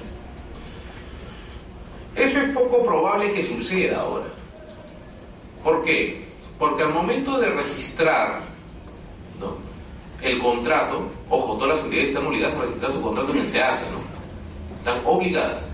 Cuando registran, le piden información del proveedor ganador. Entonces, va a figurar el nombre y el RUC del proveedor ganador, el contratista. El SEACE inmediatamente busca en su fuente si es que está inscrito y si tiene RNP vigente. Si no tiene RNP vigente, pues no va a permitir registrar el contrato. Recomendación para ello, ¿no? Cuando se vaya a suscribir el contrato, ese mismo día hay que verificar si tiene inscripción vigente, antes de firmarlo. Doctor, con respecto a la inscripción en el RNP, ya no es obligatorio tener licencia de funcionamiento para inscribirse en el RNP. No, ya no. Ya no lo piden como requisito previo. Ya no. Eso fue modificado. Requisito previo, ya no. Lo han sacado. Lo han sacado. Muy bien. ¿Cuáles son las causales de sanción? Seguimos. Son 11 causales. Entonces, seguimos con la siguiente diapositiva. ¿Cómo estamos de tiempo? Ya. A ver, contratar por montos mayores a su capacidad libre de contratación o en especialidades distintas. Este es en el caso de obras, ¿no? Y para los que no sepan obras o nunca hayan visto temas de obras, vamos a hacer ahí una pequeña explicación. En el caso de bienes y servicios, ¿no? Yo puedo presentarme un proceso de selección para venderle al Estado o brindar un servicio por de repente 20.000 soles. Pero así como me presento para vender bienes o brindar un servicio por 20.000 soles, al día siguiente puedo presentarme en otro proceso por 1 millón, por 2 millones, dependiendo. Pero podría hacerlo, podría presentarlo. En el caso de obras, yo necesito acreditar unos ciertos ingresos, una cierta experiencia y una cierta capacidad. Esa capacidad libre de contratación la otorga el OCE. Por ejemplo, si yo soy un ejecutor de obra y mi capacidad libre de contratar es de 1 millón, si yo ya tengo un contrato suscrito por 800.000 soles, mi capacidad libre para contratar con otra entidad sería de 200.000 soles únicamente. Esa es la capacidad libre de contratación. ¿Quién me da la capacidad? ¿Quién me dice cuánta capacidad tengo? El OCE. El OCE.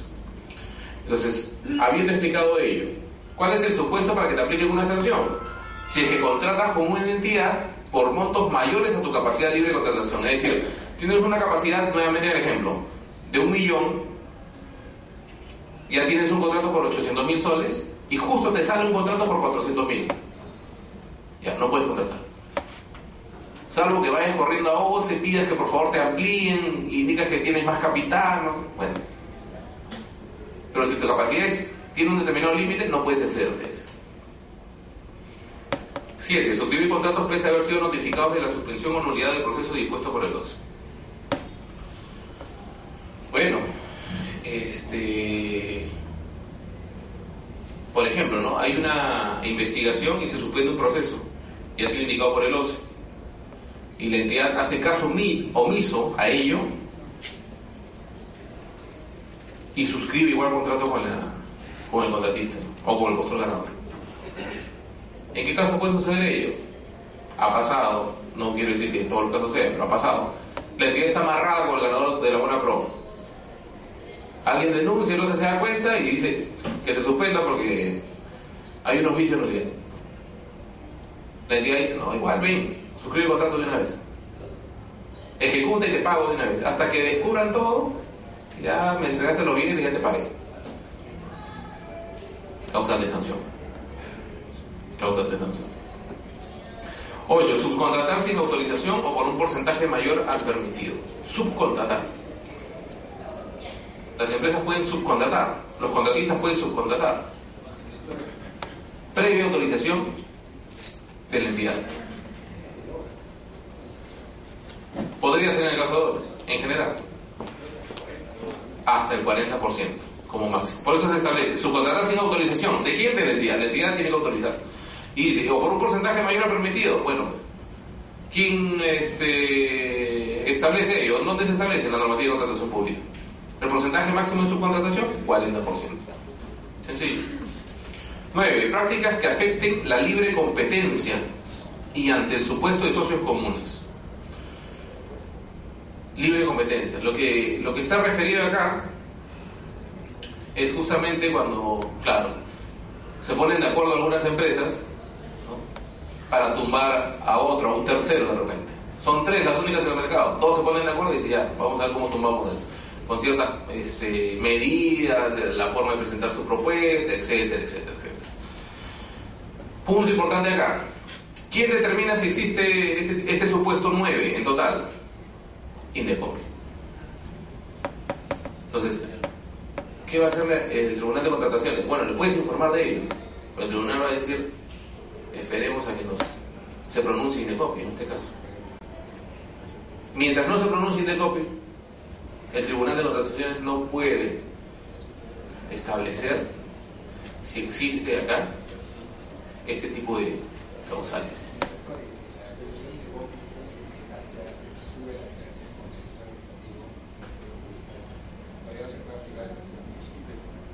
En el caso del tribunal, lo que establece es únicamente, en los criterios que se han establecido, ¿no?, únicamente la opinión de Indecopi. No se habla si es que llega a una segunda instancia. Eso es lo que se ha visto hasta ahora.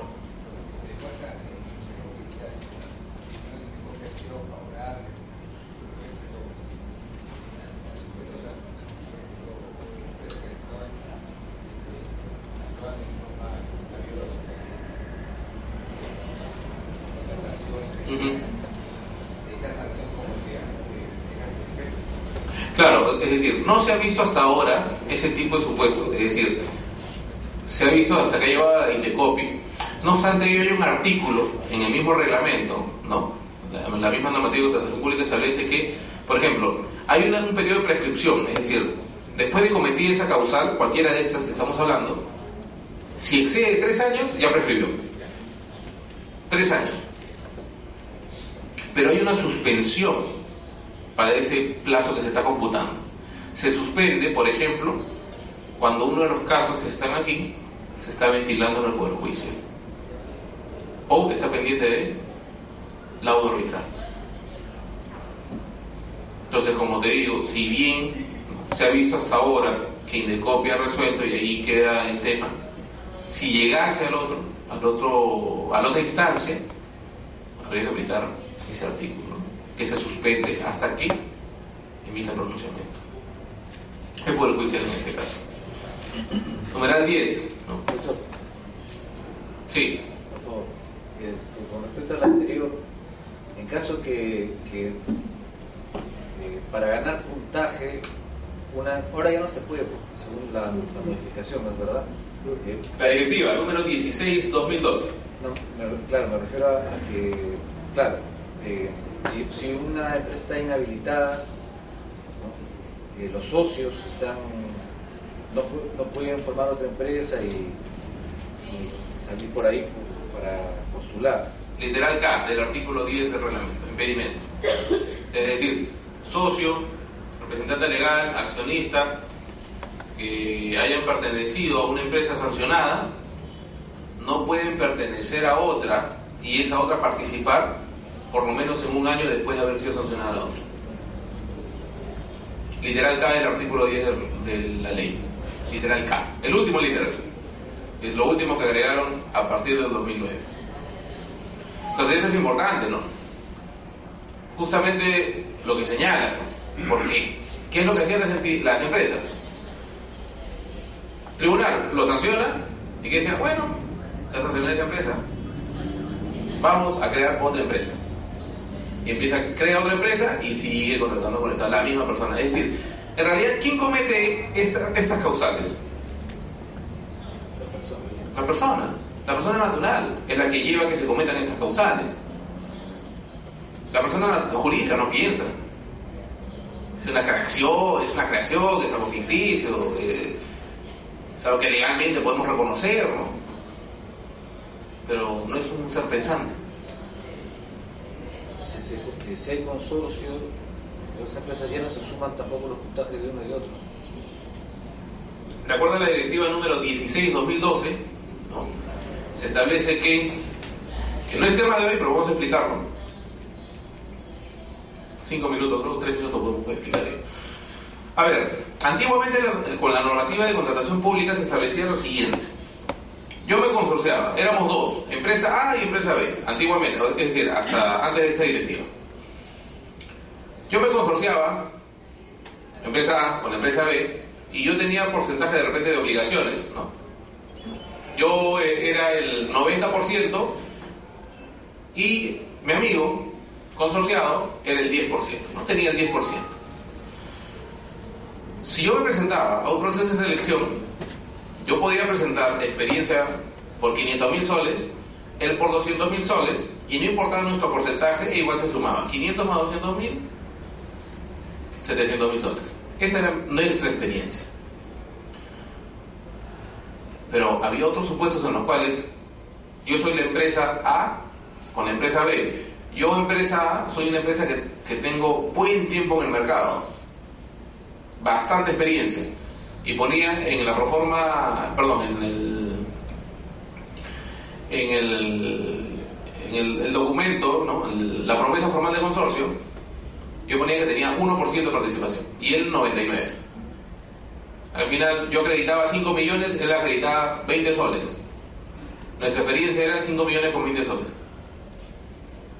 Decía, pero yo igual tengo el 1% de participación, pero no importa, se suma igual.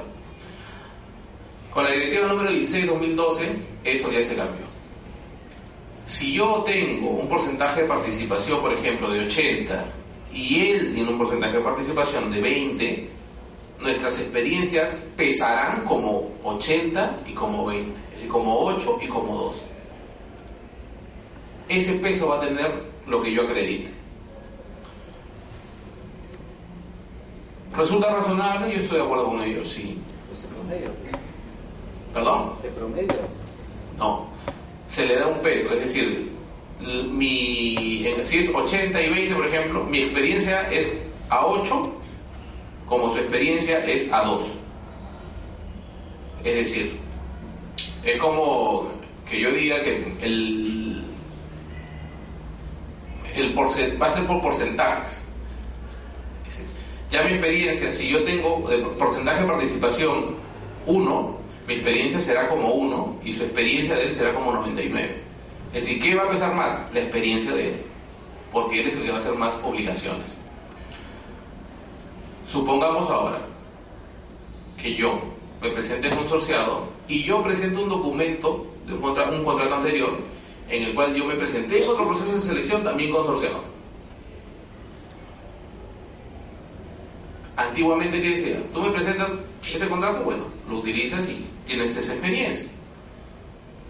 Ahora, únicamente de ese contrato que yo presento, que firmé años anteriores, lo único que va a valer de ese contrato es el porcentaje que me corresponde a mí. ¿No? Es el porcentaje que me corresponde a mí. Entonces, si ese contrato era por 100.000, el anterior, y yo tenía un porcentaje de participación de 80, ¿cuánto será mi experiencia de ese contrato? No los 100.000, sino 80.000. Ya, esos 80.000 los traigo ahora a este consorcio. Y si yo participo 80 y 20%, de esos 80.000, agarro el 80 nada más. Es decir, de esa manera se va a hacer. Es decir, todo ahora lo que está relacionado a consorcios o la experiencia de consorcios será en función del porcentaje de participación. Todo, absolutamente todo. Antiguamente hubo, ¿no?, una directiva, en el año 2006 creo, o de 2006-2005. Esa directiva duró un día, porque la suspendieron, ¿no?, al día siguiente. Salió publicada, al día siguiente la suspendieron, ¿no? Está suspendida hasta ahorita, ¿no?, porque nunca la dejamos sin efecto. Pero ya se aplica ahora la directiva, ¿no?, la 16-2002. Entonces, todo lo que tiene que ver con consorcios en función al porcentaje de participación. Bueno, continuamos. ¿Ya nos queda cuánto? 20 minutos. ¿Qué más? 10. Numeral 10. Presentación de documentos falsos o inexactos a las entidades, al tribunal, esto habría que tachar, no, las entidades nuevamente, o al OCE. Presentación de documentos falsos. No se dice cuándo. En tu propuesta, cuando suscribes contrato, cuando suscribes un nuevo contrato, que es el complementario. Entonces, en cualquier momento, tú presentas documentación falsa, te vas al tribunal, ¿no? Documentación falsa, por ejemplo, ¿no?, que presenten pues la carta fianza, ¿no? O sea, la carta fianza, yo he visto varios casos, ¿no?, que la falsifican. Claro, el proveedor no tiene un buen récord, en el ámbito crediticio, y tiene que suscribir contratos, si no pierde como 200.000 soles. ¿Qué hacen? Ante la desesperación, falsifican los documentos. Y hay que tener cuidado, los de logística. Bueno, que me han dicho que hay uno nada más, pero no creo, yo creo que hay más. Yo he visto una falsificación de una carta fianza por 1.000.000 de soles. O sea, ya se imaginarán de qué monto era el contrato, ¿no? Porque si la carta fianza era 1.000.000, ya era una falsificación de una carta. Yo recuerdo que era del Scotiabank. Ahora en esa época de asesor, verifico, y uno ingresa a la página web, es fácil, sencillo revisar si es falso. Ingresa a la página web de Scotiabank, ve personas jurídicas, verificación de carta fianza. Uno hace clic, pone el número y dice, y aparece la carta fianza. Y uno determina si es verdadero o falso. Se denunció, ¿no?, a este contratista. Se resolvió el contrato, se le denunció, se fue al Poder Judicial y todo. Yo me quedé a la mitad del juicio, ¿no?, porque ya me fui a otra entidad. Hasta lo que me quedé, la empresa había alegado y había dicho, yo nunca presenté esa carta. Entonces lo primero que ustedes dicen es, ¿dónde está el cargo? Si en el cargo, cuando remitió su documento para suscribir contrato en el Estado, y ahí decía, remito carta de fianza del banco de crédito. Todos sorprendidos, ¿no? Fuimos a logística y logística dijo, bueno, sí, había presentado una carta de fianza del banco de crédito, ¿no? Pero, como le faltaba 2 céntimos, le dije que la cambie, pues, y que traiga otra. Y ya me la dio a la mano nomás la otra carta de fianza. ¿Cómo probamos que esa empresa presentó esa carta de fianza falsa? Ya no hay. No sé si habrá terminado ya ese proceso.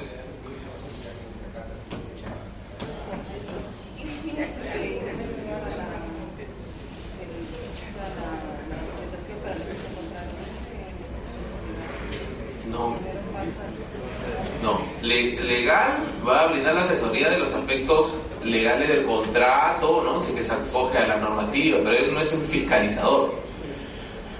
Tal y como está la normativa de contratación pública, se establece, por ejemplo, comité especial. El comité especial se da cuenta o tiene indicios suficientes de que existe algún documento falso en la propuesta del algún postor. ¿Qué es lo que tiene que hacer el comité? De acuerdo a la clase que ya les han dado a ustedes, lo que tiene que hacer es enviarle a logística para que haga la fiscalización.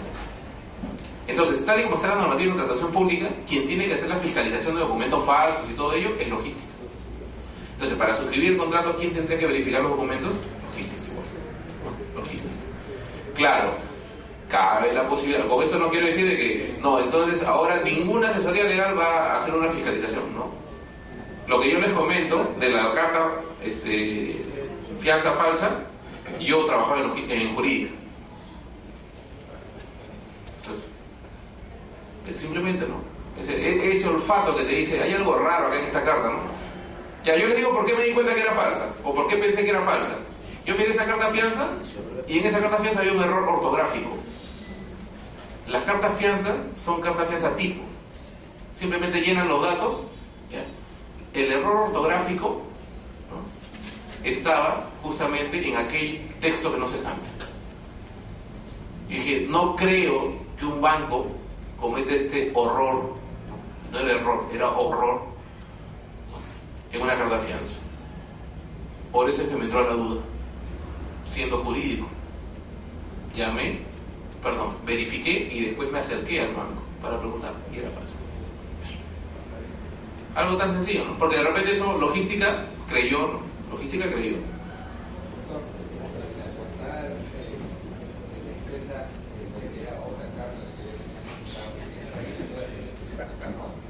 Claro, y que había presentado la otra carta.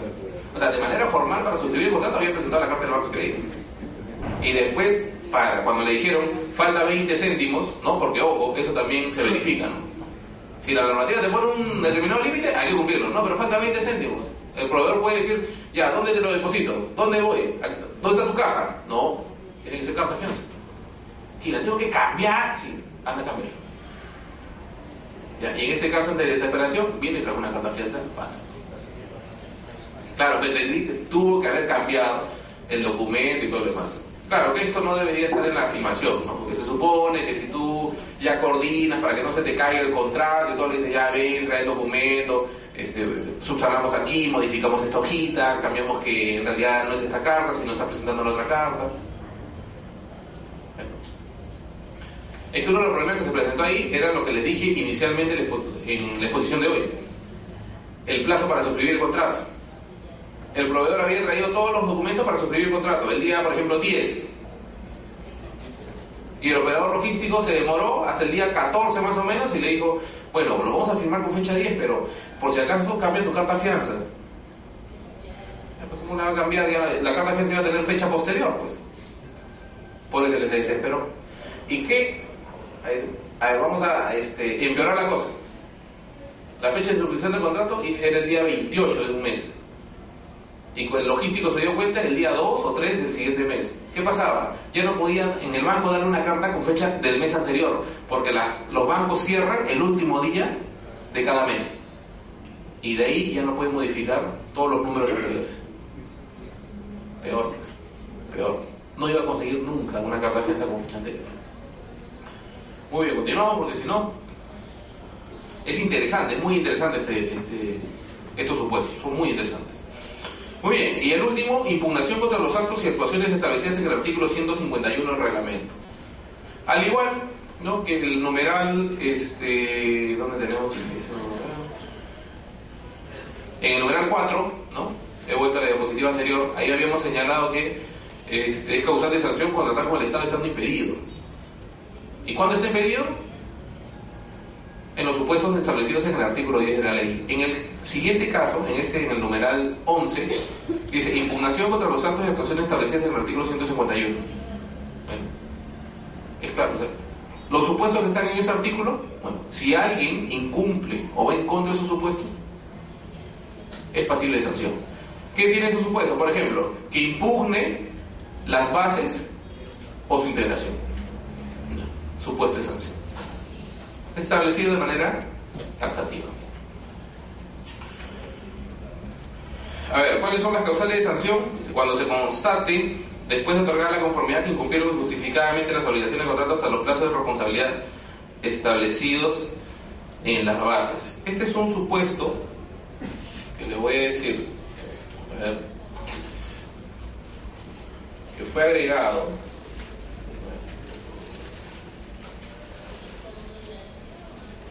Vamos al artículo 51 de la ley.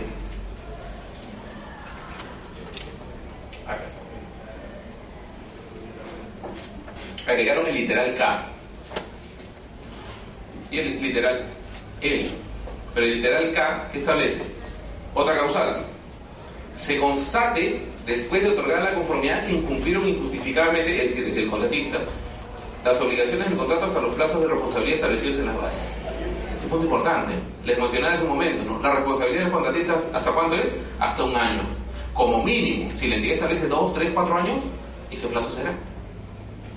Es decir, ¿de quién depende el plazo de responsabilidad? De la entidad y lo que diga las bases. Pero como mínimo un año. Y en el caso de obras, como establecimos que el plazo era 7 años. 7 años. ¿Y cuál es el literal L?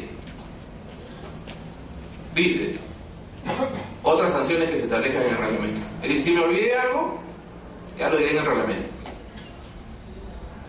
No hay ninguna adicional, ¿no? Las otras son para expertos que vamos a ver, expertos independientes, árbitros.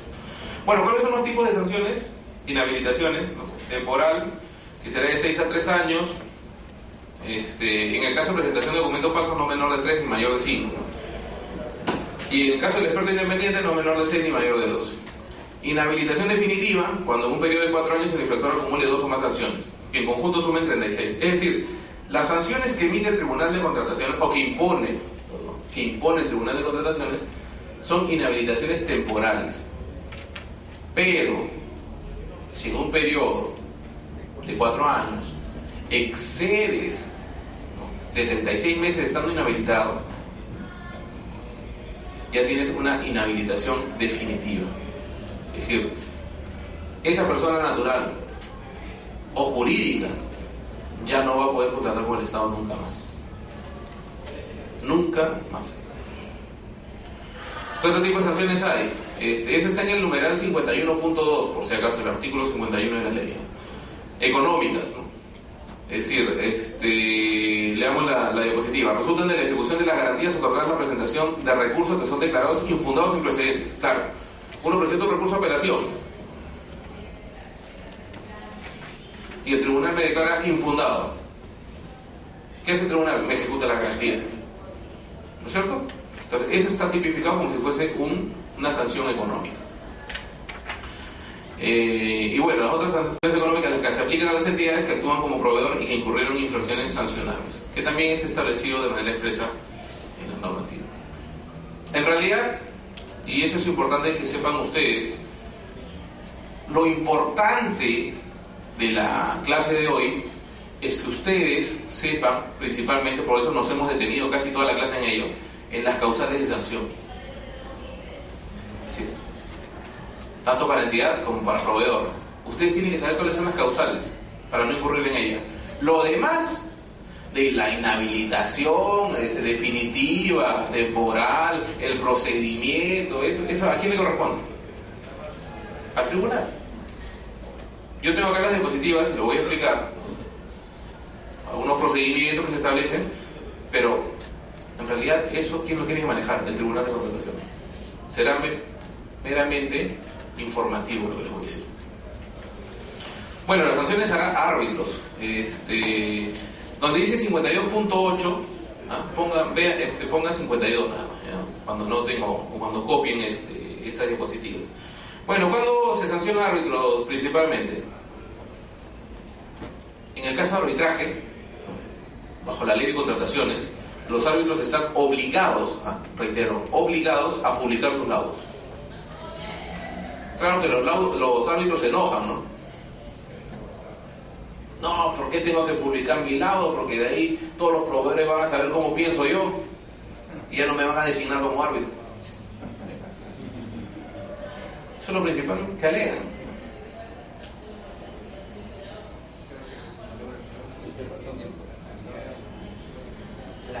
Correcto. Entonces, se supone que el árbitro no tiene cierto nivel, o tiene que ser reconocido justamente por ser imparcial, por tener conocimiento en determinado tema, por sustentar sus laudos. Bueno, pero hay unos árbitros que no piensan en eso. Dicen, no me van a elegir nuevamente como árbitro. Por eso no quieren publicar alguno. Entonces, pero están obligados. Y si incumplen ellos, sanción. O sea, en esos supuestos se le impone sanción a los árbitros. Sanción a expertos independientes, que ya dijimos que son aquellos expertos, ¿no?, que una entidad contrata o coordina para que de otra entidad nos asignen, para que formen parte de nuestros comités especiales.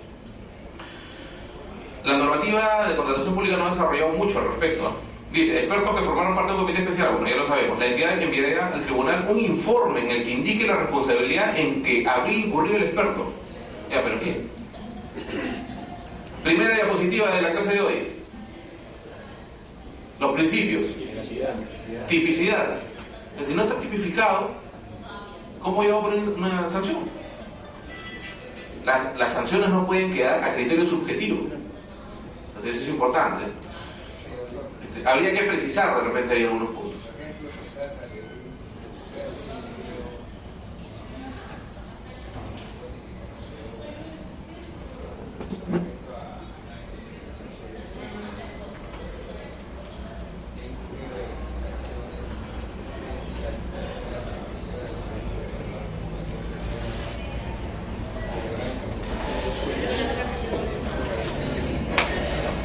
Claro, pero ahorita veamos experto independiente como parte de un comité especial.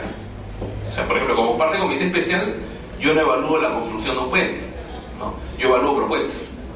Ajá. Entonces, si yo evalúo un puente, por ejemplo, yo no estaría como experto independiente, sino yo de repente sería un supervisor de obra y la entidad me hubiese contratado. Entonces, si yo no cumplo como supervisor de obra, ya estoy incumpliendo no como experto independiente, sino como contratista, ¿no? Sí.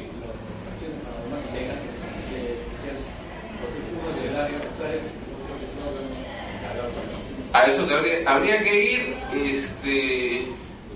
estamos en la 2 de la 27. Ya vamos a ir a la última. Pero no quiere decir que ya vamos a concluir esto, ¿eh? Vamos a... ¿Les parece si lo terminamos hoy en 9 y 5? ¿Sí? 9 y 5, 9 y 10, para terminar todas las diapositivas. Ya, esta me estoy adelantando a la diapositiva final. En el caso de un comité especial, supongamos un comité especial, al experto independiente, ¿cómo se le sanciona? Con lo que dije hace un momento, que no queda muy claro, que habría que hacer precisiones, pero está regulado. Ya. O por lo menos se dice que se le va a sancionar. ¿Cómo? ¿De qué? ¿Por qué? ¿En base a qué? Bueno, pero por lo menos dice que se va a sancionar. Ahora, me preguntaban aquí adelante, ya, pero los otros miembros del comité especial, el de logística, el del área usuaria, bueno, este tipo de sanciones que están aquí establecidas en la normativa de contratación pública son solo enumerativas, podríamos decir. ¿Ya? ¿Por qué? Porque la normativa de contratación pública no regula ello. ¿Y qué va a regular ello? El contrato que tenga cada persona en institución. dependiendo del régimen en el que se encuentre. 728, 276, CAS, y si es CAS, de repente la institución tiene su directiva interna para sancionar a los CAS, ¿no? Porque la 728, la 276, si hay sanción grave, si hay sanción leve, las sanciones graves son la destitución, el despido, etc. Ello, si bien está mencionado, no está regulado bajo la norma de contratación pública. Es decir, en otras palabras, para responder la pregunta de ustedes, ¿qué es lo que hace la normativa de contratación pública? Los que sean funcionarios de esta entidad, ya los sancionas de acuerdo a la norma que compete, a la que corresponde. Sanción escrita, verbal, destitución, dependerá de la entidad. Y obviamente, ¿no? Si ustedes, o la mayoría de ustedes son de entidad pública, sabrán que ¿no? Inmediatamente no se sanciona, ¿no? Hay que abrir va a la comisión de procesos disciplinarios, se evalúa, te pide un informe, a veces demora más que el Poder Judicial, y de repente al final, libre de polvo y paja. O al final sancionado, no sé, dependerá. Y después de eso te aplican recién o entra o hacen efectiva tu sanción, dependiendo. Ahora, en algunos casos, si se informa al titular de la entidad, no me acuerdo si es 276 o 228, no recuerdo bien ahorita entre los dos, creo que es la 276, excede un año, ya no pueden sancionar, prescribir. Y a veces adrede dice, uy, me olvidé este expediente, justamente era mi amigo quien tenía que sancionar. A veces sucede, sí o no, sí. ¿Debería? No, no debería, pero sucede a veces. Muy bien, era solo para responder la pregunta. Nos quedamos en la 11, ¿no? Bueno, ya, la determinación gradual de la sanción, ¿cómo va a ser? El Tribunal de Contratación Pública o de Contratación del Estado va a tener en cuenta los puntos que están en esta diapositiva. Por ejemplo, naturaleza de la infracción, ¿no? Exactamente, sobre qué está referido, cuál de las causales fue. Es distinto de repente presentar documentación falsa a haber suscrito de repente un contrato estando impedido, ¿no? Entonces se ve también, y esto está relacionado con las otras, los otros supuestos, ¿no? La intención que uno tiene. Yo presento documento falso, ya hay una intención, pues. En cambio, cuando yo no suscribo contrato y digo, por ejemplo, sí, yo estaba yendo, soy el gerente general, estaba yendo a suscribir contrato y me atropelló un carro. Justo en la puerta de la entidad me atropelló. Mira tus cámaras de seguridad, me atropellaron. Entonces, me va a bajar, pues obviamente la sanción, me va a ser gradual, porque es un hecho fortuito. Entonces, el daño causado también, ¿no? Claro. Entonces, dependerá, pues, si es un contrato, la cuantía, ¿no? Si es un contrato por 5 millones se incumplo y es un contrato por 20.000 soles se incumplo.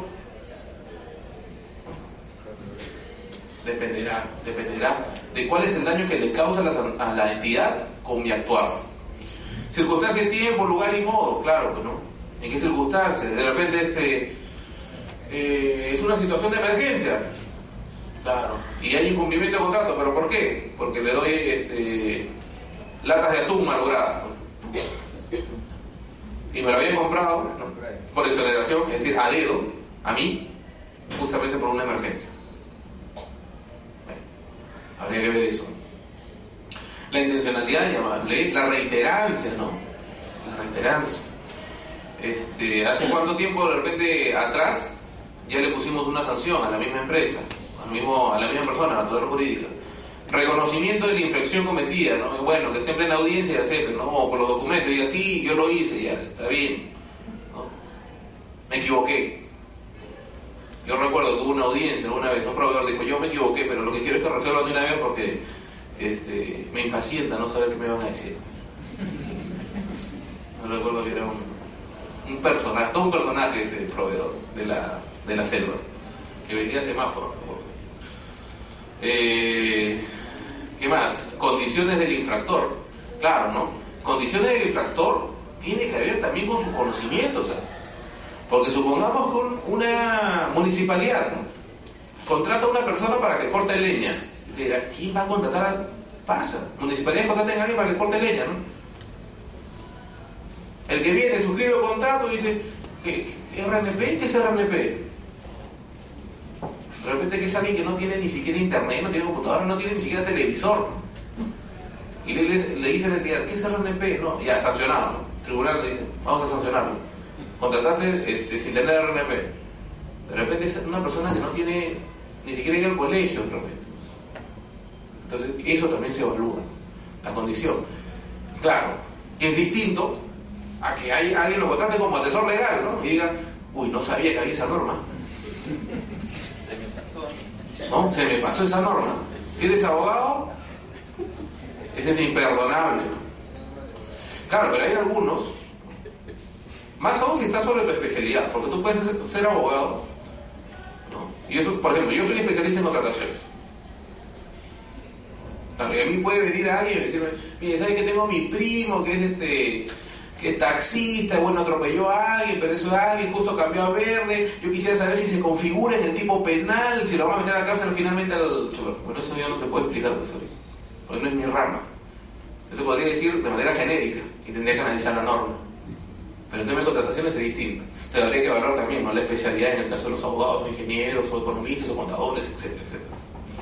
Y la conducta procesal del infractor, bueno, claro, te citan a audiencia, no vas. Te piden tus descargos, no lo presentas. Te dan 10 días, lo presentas a los 60 días.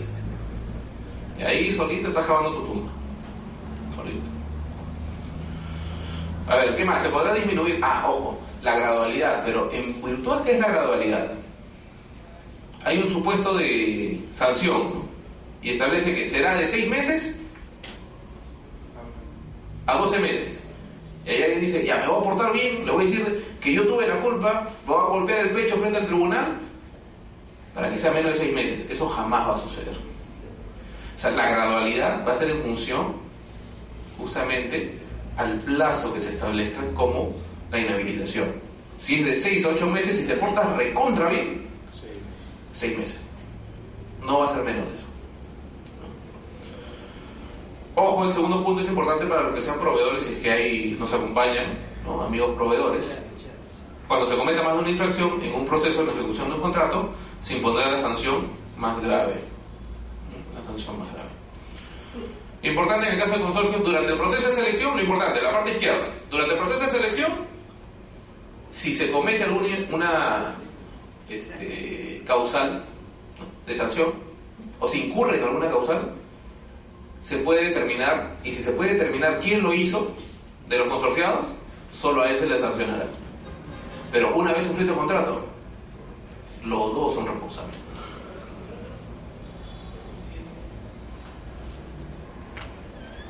Bueno, este es el caso de las sanciones que se apliquen a entidades cuando actúen como proveedores, ¿no?, cuando brinden un servicio, produzcan bienes de repente, ¿no? Establecido de manera expresa, A, C, G, H, I y K. ¿A qué se refiere eso? Son las causales tipificadas en el artículo 51. Es decir, para esos supuestos se aplica esa sanción económica. Así de simple. Y no será menor de 10 UITs ni mayor de 20. Para infracciones de acuerdo a esos literales, conforme al artículo 51. Bueno, este es el procedimiento de sancionador en líneas generales, y vamos al cuadro mejor. ¿Cómo se entera el tribunal? Esto para redondear esa idea. ¿Cómo se entera el tribunal de que tiene que sancionar? Los obligados a informar son las entidades públicas. Ojo, obligados. Porque ellos son los que ven el tema de la ejecución, el tema de la contratación, el desarrollo del proceso, la fiscalización, que tendría que ser logística en algunos casos. Los obligados son las entidades públicas, pero podría venir un tercero, normalmente es el que quedó en segundo lugar, ¿no?, y que de todas maneras le hace seguimiento al contrato para ver si es que su competencia ha cumplido, y si se da cuenta que no ha cumplido, denuncia ante el tribunal y sancionan. ¿Para qué? Para sacarlo al mercado y él poder participar solo en los procesos de selección. Entonces, el tribunal también acepta denuncia de terceros, ¿no? También acepta denuncia de terceros.